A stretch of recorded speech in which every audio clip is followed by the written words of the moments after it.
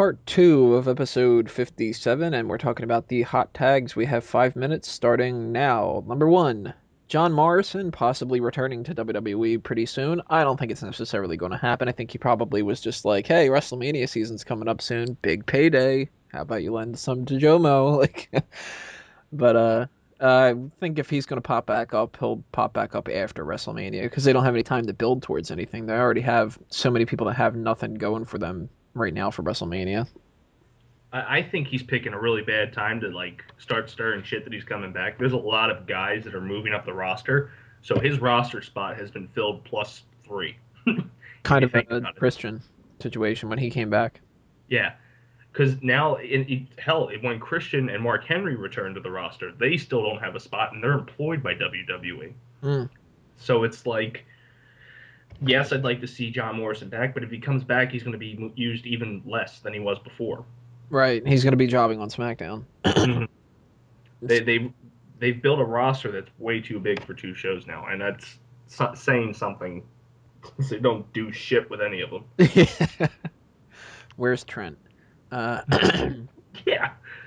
Brodus Clay possibly being repackaged, and that might be why he lost at Survivor Series, although it doesn't really seem like it because they've done nothing with it so far. But if they do repackage him, hopefully it'll be one of those things that's as good, if not better, than the whole Funkasaurus gimmick, which I know we shat upon immediately when it happened.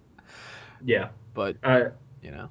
He's in a tough position, too, because if they repackage him, the crowd will have the Funkasaurus still fresh on their mind.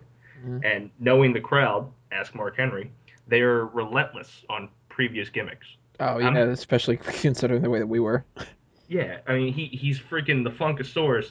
We chant sexual chocolate for Mark Henry when he's supposed to be a badass. I can't see. They should just stick with it since they're PG and let him just get a cheap pop and then let him go. Let him go back to the bag and that's it. He's a Saturday morning type guy. Somebody's getting repackaged. FCW and WWE are going to split up. There's been rumors about this for quite a while, and they keep going, nah, we're good. And then now it's just like, all right. You got me.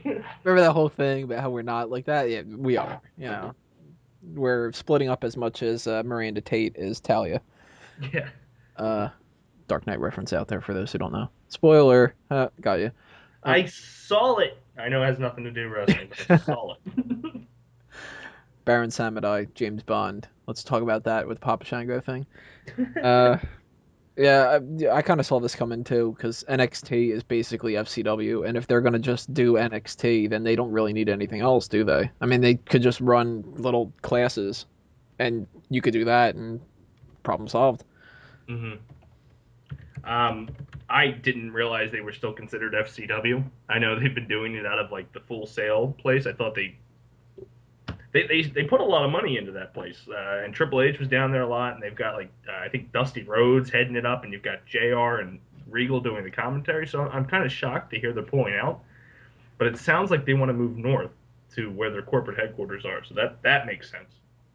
There's also talk that they might just go to Tampa, or that they might go from Tampa to Orlando. I think it was. Just well, then what's the point? So I'm pretty sure they bought TNA, and they're just going to call that the new training facility. Oh, yeah, come to the Impact Zone. We own it. Well, it is Independence, according to Punk. Yeah. It's the only independent place where you go and you get worse. And finally, we have Daniel Bryan supposedly won the Raw active poll and then was cheated out of the match. And if you go to, I think it was called #Battle, it showed that he had the higher percentage, but WWE went with Kane. So if they're just going to rig the whole thing, why bother doing it in the first place? Because you could get caught by going to that website. It's not like the Slammy Awards. Yeah. Or the worst awards. This is a perfect example of WWE writing a script and saying, this is what we're going to do. We know what the fans are going to say. And then the fans told him, fuck you. We want Daniel Bryan. And they're like, oh, well, no, you don't. We're still going to go with our script. Fuck them. Well, I don't know. I think it turned out for the better because the Rey Mysterio-Daniel Bryan match was good enough to warrant it. Yeah, because, realistically, Kane, if they wanted to kind of keep Kane as a monster, because they're still doing that, even though he's doing this goofy shit with Daniel Bryan. Um, him losing to Ray would have been bad.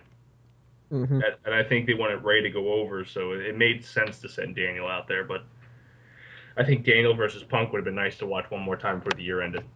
I'm sure we'll probably get it. Probably like WrestleMania or something like that when they Yeah. have people split up.